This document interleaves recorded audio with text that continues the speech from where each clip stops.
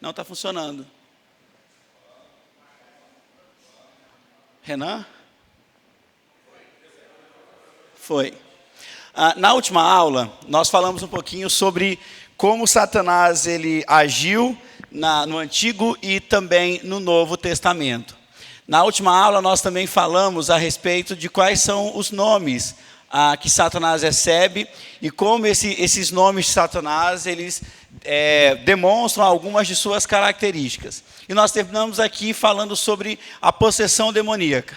Nós falamos que existe toda a relação de não crentes, de ímpios, que são possessos por Satanás, e ao mesmo tempo de crentes que não são possessos, mas que recebem a influência de Satanás.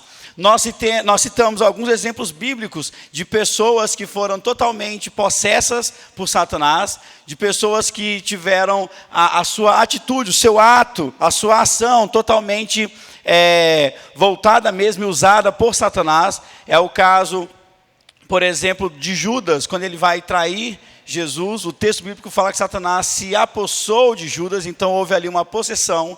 E nós tratamos a respeito também de casos de cristãos, de crentes, que passam a sofrer uma influência de Satanás, como é o caso de Pedro. No momento em que ele fala para Jesus, não, ninguém vai te matar não, nós estamos aqui, eu tenho uma faca, nós vamos resolver o problema rapidinho. E Jesus fala, apartai de mim, Satanás. Por quê? Porque naquele momento ele entende que Pedro não estava possesso, mas ele estava sofrendo uma influência maligna. Então, aí nós paramos a aula e nós vamos dar continuidade a esse assunto no dia de hoje. Mas vamos orar antes de iniciar? Eu peço que você feche seus olhos e nós vamos orar. Pai, nós estamos tratando de um assunto tão complexo, um assunto que muitas vezes a igreja negligencia. E nós pedimos que o Senhor abra a nossa mente e o nosso coração a todo o conteúdo aqui ensinado. Que possamos realmente entender a maneira como Satanás age e assim que possamos fugir de toda a ação do inimigo em nossas vidas. Eu peço que o Senhor abençoe a Renata nesse momento, que está fazendo aquela prova, que a sua vontade, Senhor, possa ser vista no resultado dessa prova. Assim eu oro, em nome de Jesus. Amém. Então vamos lá, pessoal. Então nós já vimos isso, né? Vamos abrir a Bíblia em Lucas 22, por favor.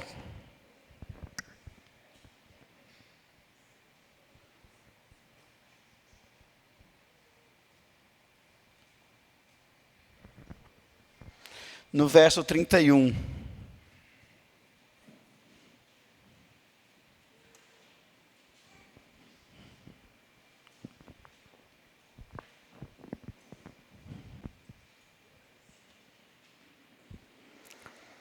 Jesus, ele aqui vai falar a Pedro que Pedro vai negá-lo. Então, Pedro era alguém que sofreu mais de uma vez essa influência de Satanás. A primeira vez que ele faz isso, como nós vimos, foi logo depois dele fazer a sua confissão de fé, dele publicamente falar que Jesus era o Cristo, o Filho do Deus vivo. E no lance seguinte, nós vamos ver ele virando para Jesus e dizendo que as coisas não aconteceriam como o Pai havia ordenado, mas que ele queria fazer diferente. Nesse momento, nós vamos ver pela primeira vez, no texto bíblico, Pedro sendo influenciado por Satanás. E aqui é uma segunda vez. É quando Jesus vai falar a respeito da negação de Pedro. E na negação, mais uma vez, ele também é influenciado por Satanás. E o texto diz o seguinte: então o Senhor disse, Simão, Simão, Satanás pediu para peneirar cada um de vocês como trigo. Contudo, supliquei em oração por você, Simão, para que sua fé não vacile. Portanto, quando tivesse arrependido e voltado para mim, fortaleça seus irmãos. Jesus, antes de falar, você vai me negar, ele já dizia para Pedro, mas a sua fé ela vai ser fortalecida com tudo o que vai acontecer. E quando isso acontecer, fortaleça a fé dos seus irmãos. Olha só que interessante, nós estamos vendo nesse texto aquilo que nós falamos na semana passada. Satanás, ele é, de alguma forma, totalmente usado por Deus, da maneira que Deus deseja. A vontade de Deus sempre vai prevalecer. Aquele texto de Romanos, onde Paulo escreve que tudo coopera para o bem daqueles que amam a Deus, ele se prova aqui. No momento em que Satanás ele vai levar Pedro a negar Jesus, o que Jesus fala para ele? Essa ação demoníaca na sua vida, na verdade, vai te levar a ter uma fé mais forte. É isso que o texto bíblico vai nos apresentar aqui. Você vai se arrepender, e quando você se arrepender e voltar para mim, que você possa fortalecer os seus irmãos. Apocalipse 12:10 vai dizer que Satanás ele procura acusar os crentes diante de Deus. E na verdade nós vamos ver essa acusação até mesmo dentro da nossa própria consciência. Quantos de nós não nos voltamos para nós mesmos e questionamos a nossa fé, questionamos a nossa adoção por conta dos nossos pecados ou daquilo que nós fazemos? Eu creio que todos nós, em algum momento da vida, já passamos por isso. Por aquele momento em que nós questionamos, será que realmente sou salvo? Eu gosto muito dos puritanos, porque eles viviam questionando a sua salvação. Os puritanos todos os dias acordavam e diziam, já pequei, será que sou salvo? E isso era sadio no contexto, em que eles buscavam realmente uma santidade constante. Nós vamos ver um povo, talvez, dentro da história, um dos povos mais sérios quando o assunto era a santidade e a santificação. E esse povo, ele tinha, ao mesmo tempo, uma convicção de que a salvação era oriunda de Deus e que uma vez salvo, salvo para sempre. Eles viviam questionando se as ações dele não apontavam para alguém que ainda não estava salvo. E aqui vem 2 pontos. O primeiro, que eles olhavam e conseguiam reconhecer com mais facilidade as ações do inimigo dentro da vida deles. Porque eles avaliavam isso. Não, salvo eu sou. Então aqui existe uma brecha, um momento, um local em que o inimigo ele está vendo a minha fraqueza e tem trabalhado dentro dela. E isso levava eles a buscar uma santificação. E aí o outro lado é como nós vivemos hoje. Nós entendemos que uma vez salvos para sempre, como bons batistas, como bons cristãos bíblicos, e nós não observamos quais são os nossos pontos fracos e onde Satanás tem agido em nossas vidas. Quantas vezes nós olhamos para esse momento em que nós deveríamos questionar a nossa fé, nós afirmamos que somos salvos e tratamos aquele nosso pecado como algo normal, natural e que não deve ser, então, levado à santificação. É ou não é assim que a gente vive? É ou não é assim? Nós temos falado muito nos últimos anos sobre a importância da doutrina da graça. A importância de nós compreendermos a maneira como Deus ele nos salva independente de nós. E isso tem se tornado desculpa para muitas vezes entregarmos a nossa vida completamente a Satanás, dizendo, não, mas quem nos salva é Deus, se Ele salvou já está tudo resolvido. Eu já citei essa história uma vez aqui.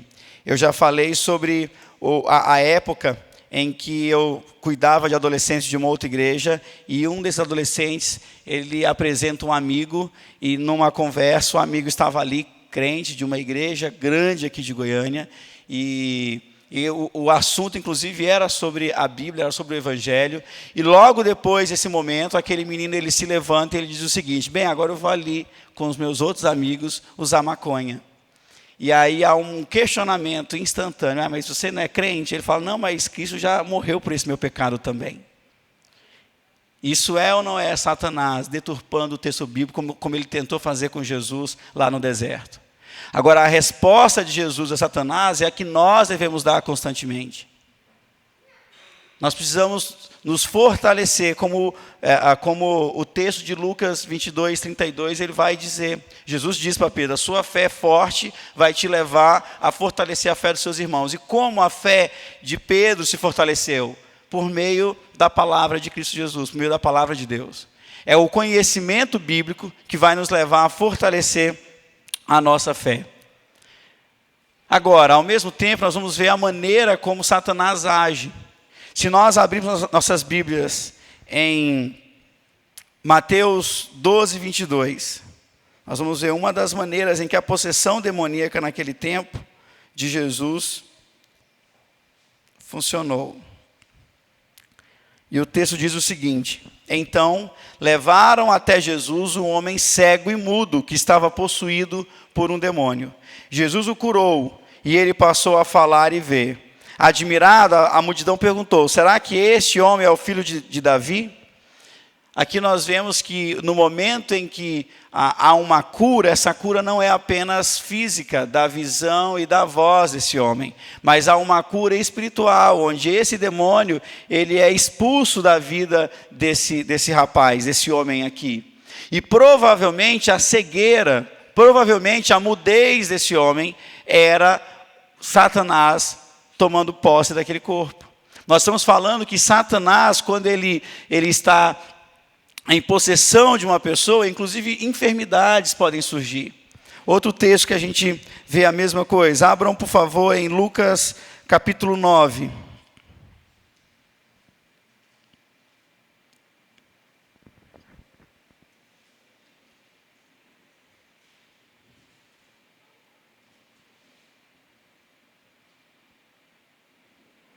A partir do verso 37. No dia seguinte, quando desceram do monte, uma grande multidão veio ao encontro de Jesus. Ele havia acabado de descer do monte da transfiguração com 2 discípulos, tinha acabado de se encontrar com Moisés e Elias naquele monte. E uma grande multidão veio ao encontro de Jesus. Um homem na multidão gritou: Mestre, suplico-lhe que veja meu filho, o único que tenho. Um espírito impuro, estamos falando aqui de uma possessão demoníaca, se apodera dele e o faz gritar. Lança-o em convulsões. Mais uma enfermidade aqui sendo apresentada pelo texto bíblico. E faz espumar pela boca. Sacode-o violentamente, quase nunca o deixa em paz. Supliquei a seus discípulos que o expulsassem, mas eles não conseguiram. E aqui Jesus vai dar uma lição a respeito de como funciona isso, né? Geração incrédula e corrompida, até quando estarei com vocês e terei de suportá-los? Então disse ao homem: traga seu filho. Quando o menino se aproximou, o demônio o derrubou no chão numa convulsão violenta. Jesus, porém, repreendeu o espírito impuro, curou o menino e o devolveu ao pai. Todos se espantaram com a grandiosidade do poder de Deus. Nós temos, por meio do nome de Cristo Jesus, total autoridade para expulsarmos um demônio de uma pessoa. E, novamente, o demônio ele pode sim agir a fim de trazer esse tipo de enfermidade também ao ser humano. Então, às vezes, nós queremos tratar tudo como algo físico e o outro erro é tratarmos tudo como algo espiritual. Nós vamos ver o texto bíblico falando sobre, no caso desse menino, sobre uma expulsão demoníaca e sobre uma cura. Jesus faz os dois aqui. Mas nós temos que entender que o diabo, Satanás, ele também utiliza de enfermidade para, de alguma forma, tentar a humanidade. Nós vamos ver a mesma coisa acontecendo em Jó. E dessa maneira, muitas vezes, a nossa fé se enfraquece. Quem nunca passou por uma enfermidade ou teve algum ente querido, algum amigo enfermo e viu a sua fé ou a fé da pessoa sendo abalada por conta disso? Quando nós olhamos para a história de Jó, já sabendo o final, é muito fácil nós analisarmos essas ações de Jó e falar que era um homem de fé mesmo. Agora, quando você vai lendo o livro a primeira vez, sem conhecer o fim da história, você consegue ver que realmente a fé de Jó era uma fé muito maior do que a nossa. Porque diante de tanta coisa que ele foi perdendo, de tanta enfermidade que ele foi tendo, ele continuava a adorar ao único Deus verdadeiro. Agora, nós temos uma fé mais frágil muitas vezes. Diante da enfermidade, nós começamos a duvidar de Deus. Quem é que nunca duvidou de Deus em algum instante de fraqueza de fé mesmo?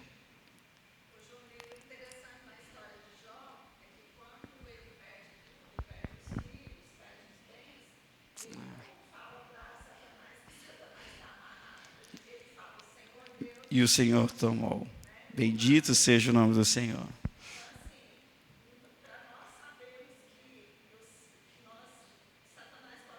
Sim. É verdade. Novamente a gente volta para o texto de Romanos. Tudo coopera para o bem daqueles que amam a Deus. Tudo que acontece na vida do cristão, até mesmo quando é uma influência de Satanás, acontece para o bem daqueles que amam a Deus.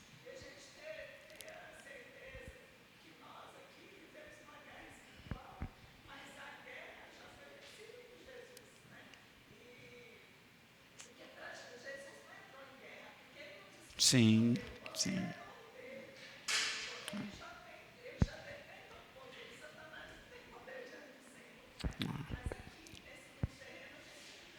É o que nós falamos na última aula. Às vezes as pessoas tratam sobre Satanás e sobre Cristo, colocando um do lado do outro e dizendo que ambos são uma força benigna, uma força maligna, disputando de forma igual. E não é isso que acontece.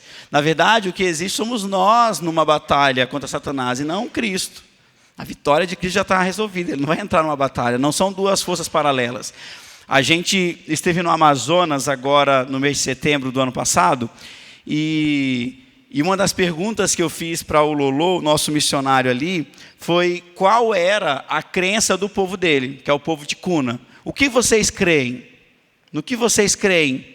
E aí ele até brincou, não, eu creio no Evangelho. E aí eu falei, não, mas o seu povo, qual que é a crença do seu povo? Não sei se você lembra dessa conversa, Mateus. E ele falou que eles acreditavam que existia sim uma força espiritual maior, e essa força havia criado dois seres, que eram os dois filhos dele. E esses dois filhos, um era 100% bom e o outro era 100% mal. E eles viviam em guerras. E a guerra deles não era uma guerra entre um e outro, mas era por meio de influenciar os humanos. Um influenciava os humanos a fazer o que era bom, o outro influenciava os humanos a fazer o que era mal. De repente, os humanos começaram a fazer apenas o que era mal, ou seja, adorar apenas o irmão ruim. E o irmão bom, ele decide subir aos céus, e aí ele faz o trono dele no sol, ele senta ali e ele diz, povo de Cuna, quando vocês quiserem fazer o que é bom, eu voltarei. Essa é a crença deles. Uma força boa e uma força ruim em pé de igualdade. E aqui nós não temos pé de igualdade. O nosso Deus, que é 100% bom, ele não está em pé de igualdade com Satanás. Muito pelo contrário.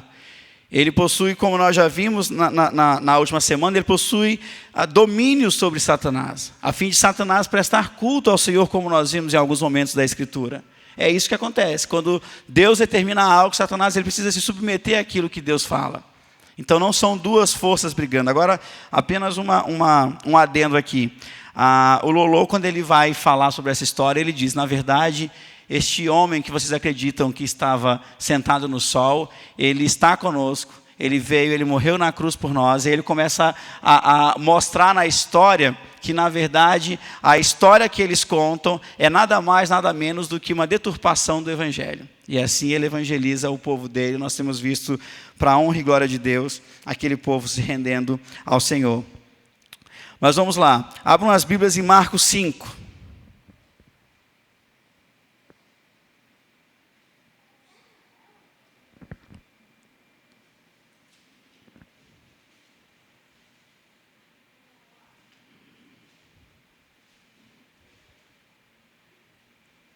O texto diz o seguinte: assim, chegaram ao outro lado do mar, a região dos Gerasenos. Quando Jesus desembarcou, imediatamente um homem possuído por um espírito impuro saiu do cemitério e veio ao seu encontro. Esse homem morava entre as cavernas usadas como túmulo, e ninguém conseguia detê-lo, nem mesmo concorrentes. Nós estamos falando sobre uma força sobre-humana. Eu vou tomar a liberdade de contar uma história que não é minha, é da Laísa. Semana passada eu contei a minha, hoje eu vou contar a da Laísa. Eu não sei quantos de vocês conhecem Águas de Meribá. Vou contar, Laísa, vou contar. Eu não sei quantos de vocês conhecem Águas de Meribá, mas é uma casa de recuperação administrada pela Convenção Batista Goiana. Hoje faz parte do projeto Cristolândia.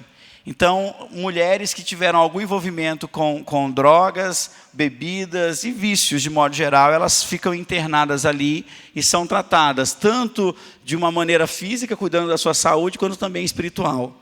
E a Laísa foi voluntária desse local de Meribá por algum tempo. E eu não sei quantos de vocês conhecem, mas lá existe uma mesa bem antiga com a madeira de lei, muito pesada. Eu me recordo que há algum tempo atrás, nós precisávamos trocar ela de lugar. Nós estávamos no Acambago, alguns conselheiros, e nós fomos até lá ajudá-los, porque tinha que mudar a mesa de lugar. E nós éramos 5 para mudar uma mesa. Eu conto 4, porque eu, com a minha força, não ajudava muito. Mas eram 5 homens para carregar aquela mesa, uma mesa muito pesada. E a Laísa, em um dos dias que estava como voluntária, viu uma daquelas mulheres, eram 5 homens, uma daquelas mulheres, no momento de possessão demoníaca, virar aquela mesa com a facilidade nunca visto antes, como se fosse apenas um papel. Então, Satanás ele também traz essa força sobre-humana que nós vemos nesse texto e na experiência da Laísa. A Laísa deve ter dado um pulo. Você gritou glória a Deus, aleluia, repreendido, Laísa?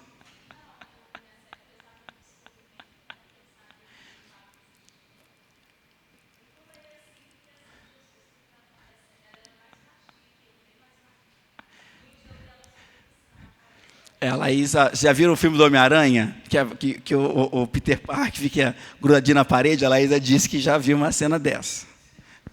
Loucura, loucura. Era a mesma irmã, Laísa? Irmã não, né? A mesma mulher, Laísa?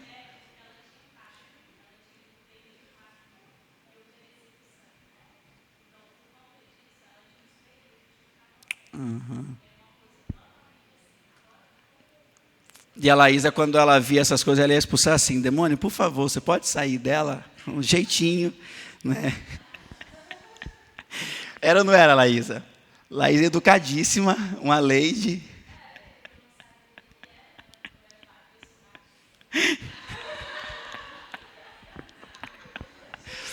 A Laísa, quando ela leu a primeira vez esse livro, eu lembro, quando ela leu a primeira vez o livro do Joel Bick, né? Esse livro que a gente está estudando.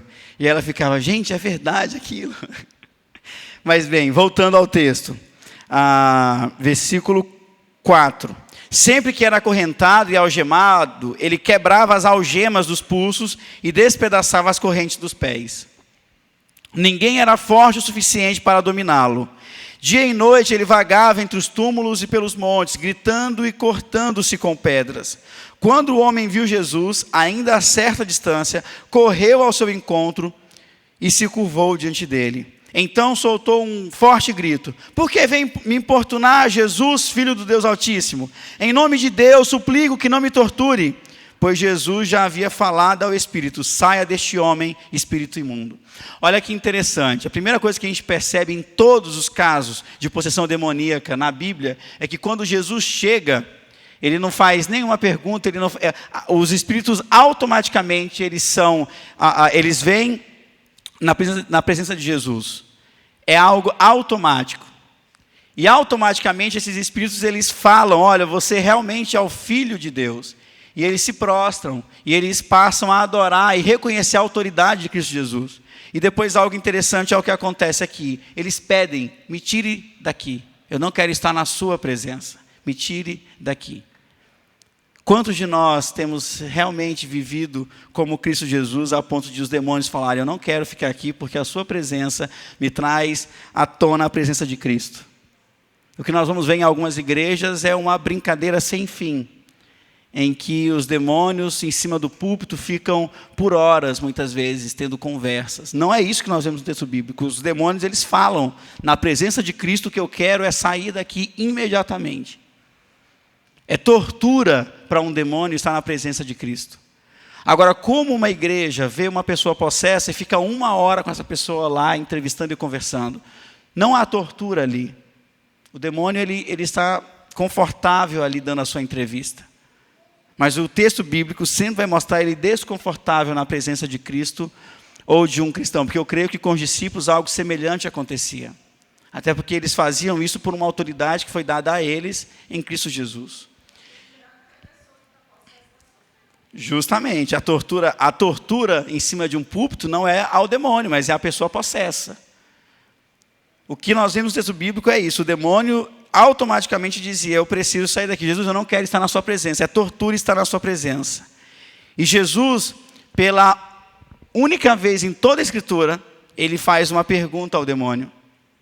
Lembrando que o texto fala que ele já havia dito: saia deste homem, espírito imundo. E quando Jesus fala isso, ele fala: por favor, Jesus, eu não quero ser torturado. E Jesus lhe pergunta: qual o seu nome? E a resposta: meu nome é Legião, porque há muitos de nós dentro desse homem. Então, automaticamente, nós entendemos nesse texto que algumas pessoas vão ter mais do que apenas um demônio. E os espíritos, já no plural, impuros, suplicaram repetidamente que ele não os enviasse a algum lugar distante. Havia uma grande manada de porcos passando no monte ali perto. Mande-nos para aqueles porcos, imploraram os espíritos. Desde que entremos neles. Jesus lhes deu permissão. Os espíritos saíram do homem e entraram nos porcos. E toda a manada, cerca de 2.000 porcos, se atiraram pela encosta íngreme do monte, por dentro do mar, e se afogou. Os que cuidavam dos porcos fugiram para uma cidade próxima e para seus arredores, espalhando a notícia. O povo correu para ver o que havia ocorrido. Chegaram a Jesus e viram que o homem tinha sido E viram o homem que tinha sido possuído pela legião de demônios. Estava sentado ali, vestido e em perfeito juízo, e todos tiveram medo.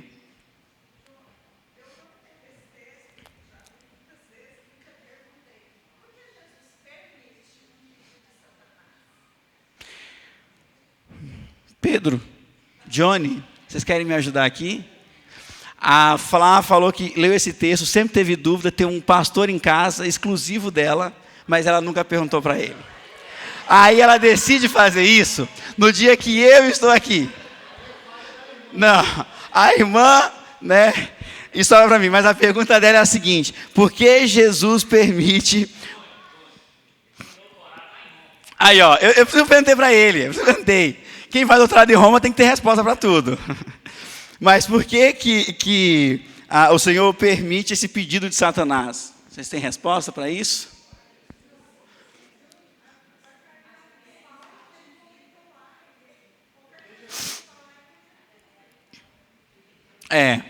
Mas alguém tem alguma, mesmo conjectura, algum pensamento para isso? Você tem? O texto está em Marcos 5, versículo 11. Havia uma grande manada de porcos passando no monte ali perto. E os espíritos imploraram, dizendo: mande-nos para aqueles porcos, desde que entremos nele. E versículo 13. Jesus lhes deu permissão. Os espíritos impuros saíram do homem e entraram nos porcos.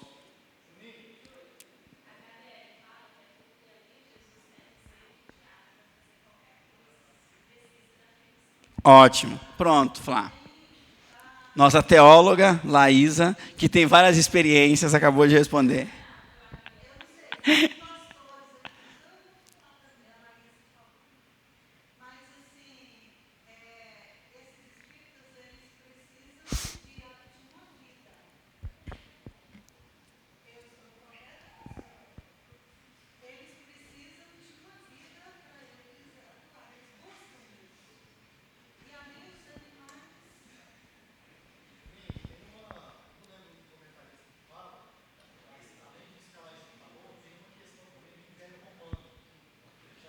É verdade.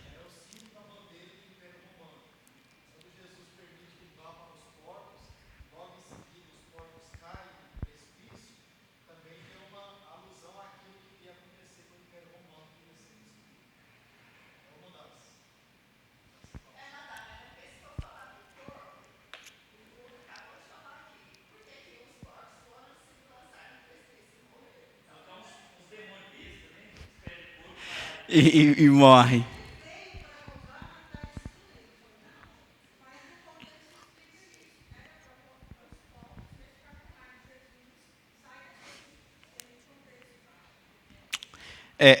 Eu creio muito no que o Johnny falou, no que a Laísa falou. Eu acho que se completam mesmo as respostas. A Laísa citou a HDL, para quem não sabe, é o Hernandes Dias Lopes. E se ele falou, a gente assina embaixo, né, gente? A HDL falou, a gente só concorda por autoridade. A gente crê por autoridade. Pedro, quer falar alguma coisa?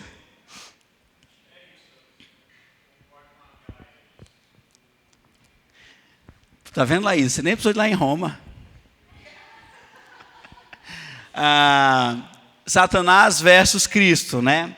O conflito entre o diabo e a semente da mulher tomou o palco central com a encarnação do Verbo. Nós vamos ver que quando Cristo vem, agora existe aquele texto de Gênesis 3, onde a serpente, né, ela iria ferir o calcanhar da semente da mulher, e a mulher iria pisar na cabeça da serpente. Agora nós temos o palco central daquela profecia, talvez uma das mais antigas profecias, e agora ela ganha palco central nesse grande teatro. E nós vamos ver a maneira como isso ocorre. No deserto da Judéia, logo após o batismo de Jesus, Satanás ele faz esse ataque a Jesus por 40 dias. E ele vai fazer isso por meio da cobiça da carne, a cobiça dos olhos e a jactância e o orgulho da vida, tentando fazer com que a sagrada humanidade de Cristo ficasse sob seu nefando controle. Qual que era o intuito de Satanás ali? O intuito de Satanás era mostrar que Cristo, dentro da sua humanidade, ele também era falho. E o que Cristo mostra é que não, que na verdade ele tinha total controle sobre Satanás, inclusive sobre a Escritura Sagrada, porque sempre que Satanás ele vai tentar, e isso é muito importante a gente perceber, quando ele vai tentar a Adão e Eva lá no Éden, ele utiliza as palavras de Deus para dizer que Deus estava errado. E da mesma forma ele faz com Jesus, usando as palavras de Deus para dizer: Jesus, faça isso, faça assim. Olha o que o texto fala. E Jesus ele também rebate com o conhecimento da Escritura. Nós cristãos, por mais que conheçamos a Escritura, podemos estar enganados, porque o Satanás ele vai nos enganar utilizando o próprio texto bíblico muitas vezes. Então nós precisamos conhecer a Bíblia e conhecermos exatamente o que Deus quer de nós, para que nós saibamos como fugir das tentações ou como enfrentá-las e vencê-las.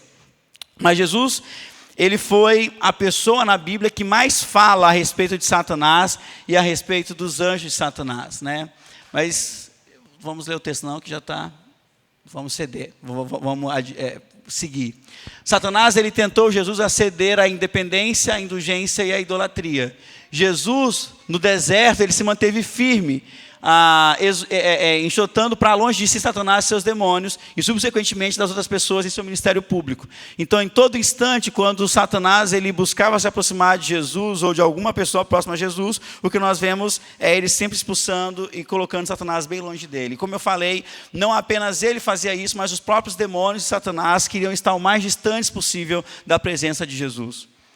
Isso é muito importante, principalmente quando o assunto é possessão demoníaca. Satanás ele não quer estar na presença de Cristo Jesus. E não é a nossa força. Nós vamos ver isso em Judas. Enquanto Miguel e Satanás brigavam pelo corpo de Moisés, nós vamos ver que não é nem pela força de um anjo que as coisas acontecem, mas é pela força do poder, do nome de Cristo Jesus que as coisas acontecem. Seguindo, Satanás ele foi vencido pela cruz de uma vez para sempre.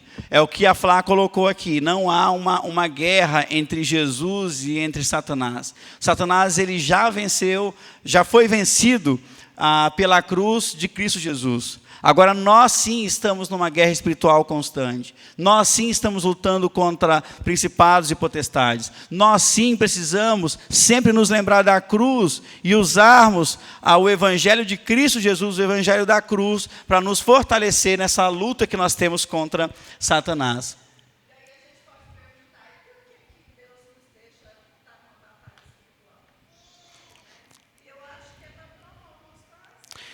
Na verdade, a gente, quando nós vamos colocar as coisas debaixo, às vezes a gente mistura assuntos, né?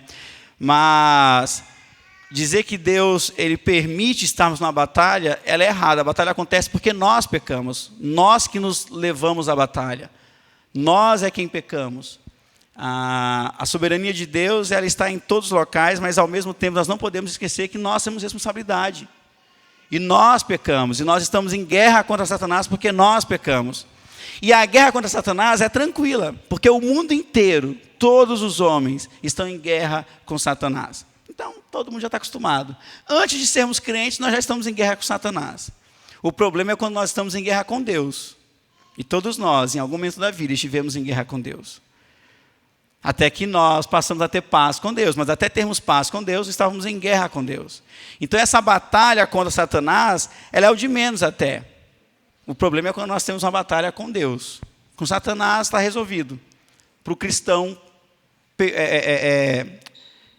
principalmente, né? Para o cristão está resolvido. Porque ele já foi vencido. E quando nós estamos em Cristo, nós também vencemos isso. O grande problema é quando a batalha não é com ele, é com Deus. Irmão?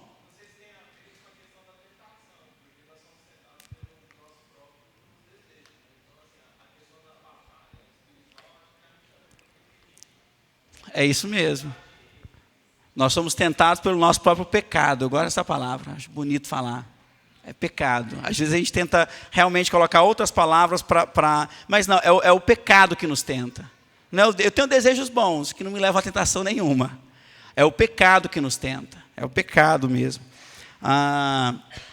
Joel Bick diz o seguinte: o livro de Atos reporta alguns casos que aconteciam geralmente quando o evangelho era trazido pela primeira vez a uma região. Pedro e Filipe expulsaram demônios em pelo menos uma ocasião. Paulo libertou uma jovem mulher de um demônio de adivinhação, mas as epístolas do Novo Testamento não mencionam a possessão demoníaca, nem dão instruções para o exorcismo.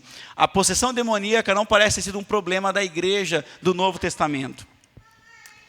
Satanás versus a igreja neotestamentária. Satanás não admite facilmente a derrota.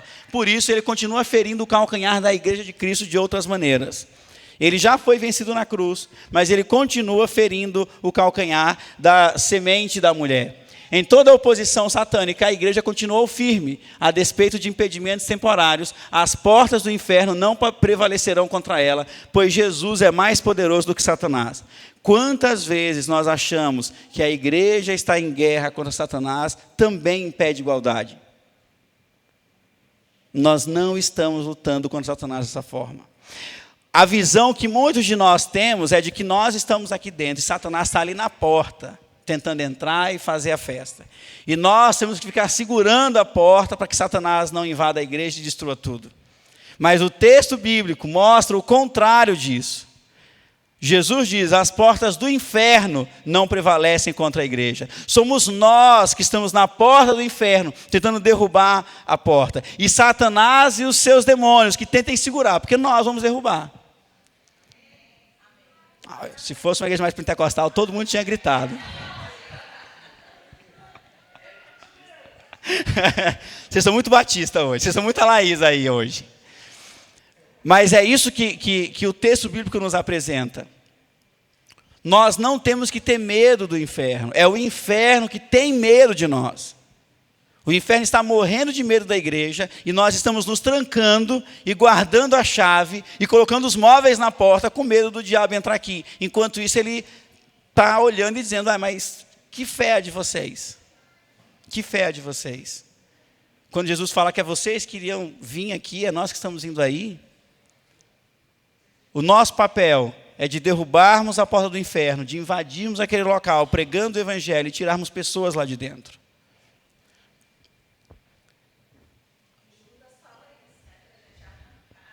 Justamente.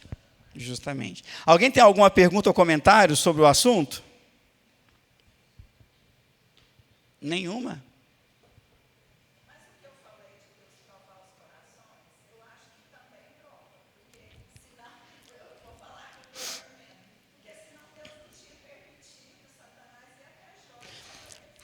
Eu gostei disso, porque você utilizou uma expressão antes e outra agora. A gente tinha usado a expressão de tentação antes, agora de provação. E realmente, em Tiago, a gente vê com mais clareza essa divisão. Quando Deus realmente ele vai nos provar a fim de que a nossa fé seja fortalecida. E a tentação, quando ela vem de Satanás, ela vem para a nossa destruição. Realmente ele vai nos apresentar as nossas fraquezas, o nosso pecado, como desejo, para que a gente possa aí cair. Já Deus não, ele vai realmente nos provar a fim de que a nossa fé seja fortalecida. Então são dois aspectos diferentes de um assunto.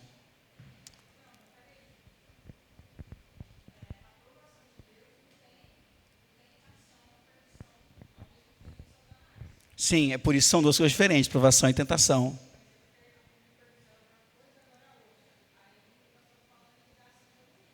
Sim.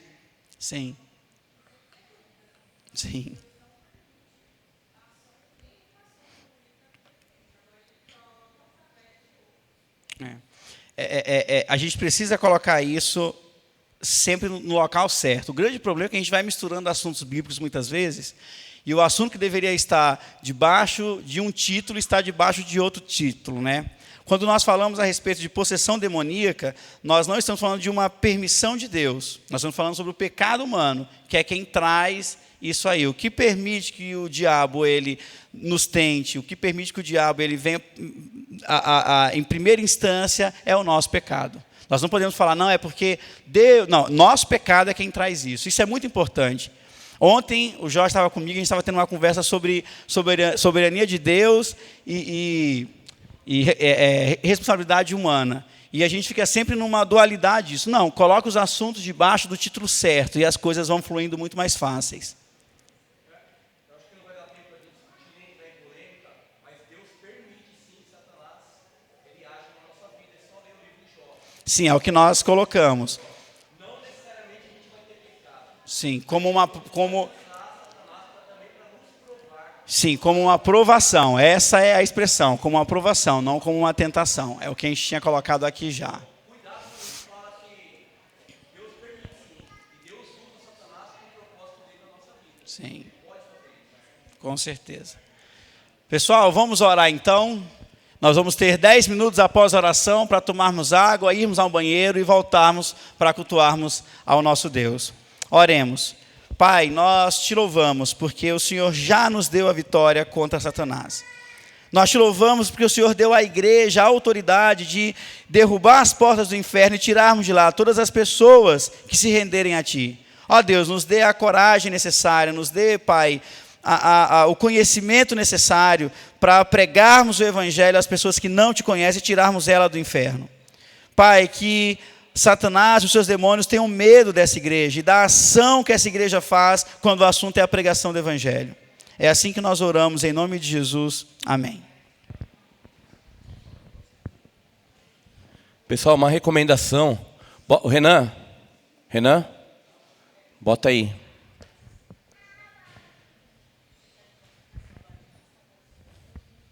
Vocês já assistiram esse filme? Esse filme foi autorizado do Pastor Léo, tá? Por isso estou colocando aqui. Ele é a continuação do livro do C.S. Lewis, Cartas de um Diabo ao Seu Aprendiz.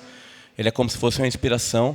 E ele fala de batalha espiritual. Se vocês têm interesse por esse assunto, assistam esse filme. A gente vai ter muita coisa para discutir aqui, tá? Vale a pena.